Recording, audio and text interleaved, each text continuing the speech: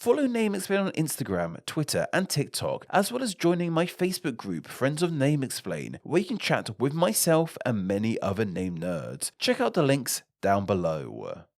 Sweden, a nation of almost 10.5 million people, is full of unique traditions, from the midsummer frog dance to the Christmassy candy named Julskum, which is only as dirty as you think it is. Another Swedish tradition, however, revolves around the conventions with their last names. Traditionally in Sweden, last names are formed in a fairly uniform fashion. They tend to consist of your father's first name with either the son or daughter suffix on the end, depending on gender. So if your father was named Johan, you may have ended up with either the name Johansson or Johandotter. Of course, this kind of naming convention isn't exclusive to Sweden by any means. Patronymic surnames occur all across Europe, with surname prefixes like Fitz, O, and Mac all meaning son of in the British Isles. Most noticeably, the nation of Iceland still strictly adheres to the son/daughter naming suffix convention, as well as strict rules around first names too, as we've discussed in the past. This kind of naming convention actually served Sweden fairly well, to begin with anyway. Over the decades, as Sweden's population grew and people started leaving more rural areas to live in larger settlements and cities with others from all around the nation, people started to notice something. The last names that they had, something they may have felt deeply tied to with it being very personal and unique, wasn't actually all that unique. Due to the trope of using the son and daughter suffix and a relatively small pool of first names to attach these suffixes to, it meant that Sweden did not have a particularly large pool of diverse last names. And while things have changed, as we'll talk about down the line, this selection of last names still isn't too unique, with the top 10 most popular last names in Sweden being Andersson, Johansson, Carlsson, Nilsson, Eriksson, Larsson, Olsson, Pedersen, Svensson, and Gustafsson. So you can see that the son suffix is alive and well. In fact, it doesn't disappear until the 17th most popular last name, Lindberg, and beyond this it is still there in its droves. Over the years, this led to many Swedes being upset or annoyed about how common their name is.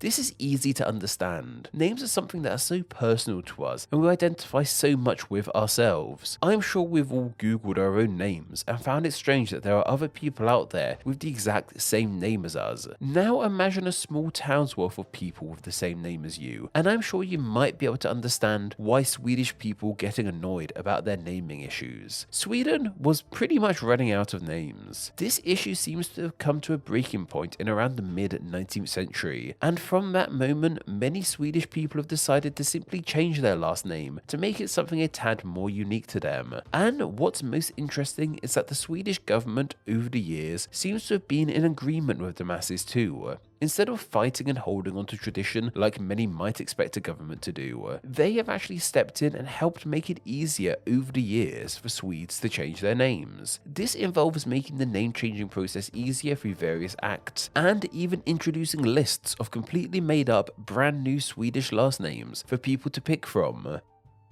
Though you still can't pick whatever name you wish, it seems, Sweden do still have some rules around the names for their citizens. People can't pick names including trademarked words, words that might be considered rude, and more noticeable celebrity names. For example, you couldn't pick Coke or Obama as your last name. This has led to some protests which could easily be a video unto itself. Noticeably, in 1991, some parents named their child Albin but spelt it BRFXXCCXXMN PCCCC LLL MMN PRX VCL MN CK SS QL BB 11116 in protest of these rules. It's a whole thing we've talked about before, and many others have made videos on the subject matter. Anyway, allowing people to be more free with their last names actually brings Sweden somewhat full circle, as prior to 1901, people in Sweden didn't even need to have a last name. While people did still take on patronymic last names, there was no official legislation in place to do so. The only people who abided to surname traditions prior to 1901 were the Swedish royal family and soldiers, it seems. While this liberal approach to last names sounds great, it did have some drawbacks. As mentioned, as people moved around the nation and even immigrated to other parts of the world like the USA, it meant keeping track of people grew difficult. Some even had a habit of changing their last name once they left their family in a rural setting and moved to a city, taking on habitual last names that reflected their new home. Even criminals would change their last name between prison sentences to make it easier to evade the law. Throughout the late 19th century, Swedish Parliament tried to make changes to this, and this all finally came ahead in Sweden's first naming regulation in 1901.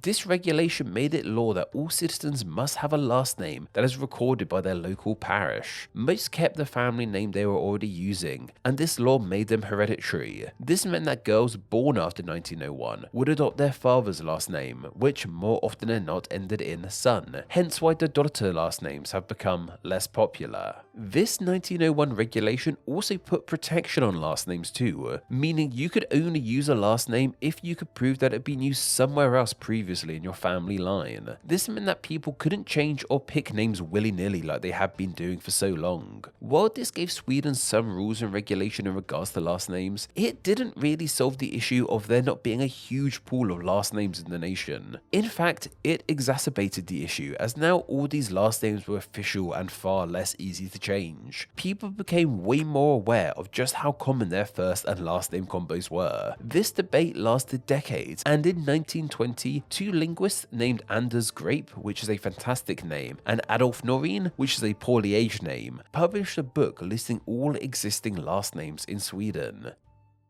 Then in the following year, in 1921, they published another book, but took it a step further. Instead of listing established names, this second book contained last names that they had made up. These newly minted last names weren't just gibberish, however. They all followed the Swedish language's rules and grammar, so sounded suitably Swedish, and many of the names they created followed last name conventions from other parts of the world, like being influenced by nature and such. The point of these two books was to highlight alternative names that Swedish people could use to make their names more unique to them. They could either pick from the list of established last names or pick one of the newly created names. It was a very progressive idea to say the least, and people took the lead of these linguists and started adopting new names for themselves in the first half of the 20th century. In the 1940s, the Swedish government made it easier to change names, and while there was still the 1901 regulations, there was no act, and those regulations were feeling a little out of date by now. A Names Act finally became a thing for Sweden in 1963 after a public committee investigation. This act allowed people to adopt new last names as long as they were in accordance with the Swedish language. However, it still refused to let people take on well-established names, unless it was hereditary, of course. This helped things out, but as the 20th century wore on, more people emigrated to Sweden and brought their names with them. Sweden also aimed for more gender equality, and before too soon, this 1963 act seemed outdated. So in 1982, but came into force in 83, a new naming act was introduced. This act allowed for more freedom for men as well as women when it came to choosing their name, and helped establish naming rules for children had by unmarried couples. To help combat Sweden's lack of name diversity, this 1982 act also introduced the idea of middle names to Sweden, known as mellannamn, something that was not a part of Sweden's naming convention prior to this. This created a whole different can of worms we could delve into in a video unto itself. Though in regards to last names, the 82 Act allowed people to create their own last names, but stated that names, which in terms of formation, pronunciation and spelling, has such a linguistic form that is not suitable as a surname in this country, could not be used. You could also not use a name that sounded similar to an already established name in either spelling or pronunciation. This 82 Act also introduced a vetting process, which all new names had to go through. A qualified linguist would look at all new name suggestions and decide if they were appropriate or not. This act actually lasted for quite some time, and during the 90s and 2000s, the government made the rules around name changing easier for people, and in 2001, they introduced 40,000 new names as suggestions. Thousands of people each year put in requests for name changes. All this finally allowed for more name diversity across the nation of Sweden. It was in just 2016 that the Names Act was updated again. This new version of the Act made things even easier and allowed things like double surnames, allowing names to be used for any gender, and most noticeably for last names, it allowed any last name with more than 2,000 bearers to be taken on by anyone. This is a big change to the previous acts, which didn't let people take on established names. In the Act, they spoke about this by saying, "The decree that the most common surnames now are free to to adopt for anyone is in a way a return to conditions applicable before 1901, when all surnames were unprotected, which is them realizing that protecting last names for so long may have caused issues and they're correcting themselves. Granted, it took 115 years, but still, cool to see a government owning up to something they did in the past. However, new names still couldn't sound similar to existing names and they still had to be approved. This latest change to the act proved to be hugely successful, with 29,000 Swedes filing for a name change in its first 2 months. So Sweden, after seemingly running out of names, is starting to become way more diverse with their names. Though it's worth highlighting that many are sticking to tradition and keeping the names they've always had, and passing them on to their children. As mentioned, son last names are still the most popular by a long way. This has created something of an interesting situation in Sweden, however. As more people strive to create their own last names completely unique to them, it means that by and large, people in Sweden either have a really common last name, or a last name which only they have, with very little middle ground. And when it comes to creating new last names that fit the style guide the Swedish government have laid out, people have been really creative. For example, a couple named Sophia Jonsson and Carl Anderson decided to change their last name to Wetterlund when they wed. Sophia said, "We both thought Anderson and Johnson were very common. Carl wanted something different. I wanted something different. We just didn't want to be taken for the others." When Sophia found Wetterlund as her grandmother's maiden name, she thought it was pretty and it was quite uncommon, so the change made sense. More creative were the couple of Mats Johnson and Susan Nilsson. When they married, they took on the brand new last name of Lesolev. This translates into something along the lines of muddy leaves and derives from the first 3 letters of Matt's home village of Lebegelt and the full name of Susan's home village, Esloev. This form of name creation is so fascinating to me. It fits Sweden's language and grammar. It means muddy leaves, which is reminiscent of habitual last names found in English, and it's a loving ode to the towns they both came from. Hopefully, the formation of brand new last names is a Swedish tradition that sticks around.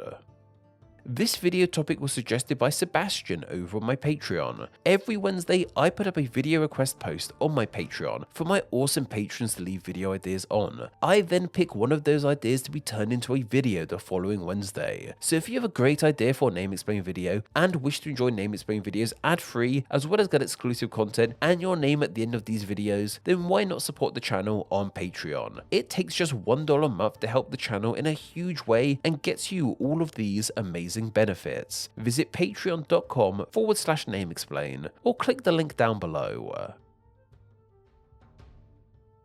Name Explain depends on viewers like yourself supporting the channel financially on Patreon, so a huge thank you to everyone who does. Donating just $1 a month helps the channel amazingly and gets you bonuses including ad-free videos, exclusive content, the power to request ideas to be made into actual Name Explain videos, and your name at the end of the video with all these awesome people. Visit patreon.com/nameexplain or click the link down below to find out how you too can support the channel. Thank you.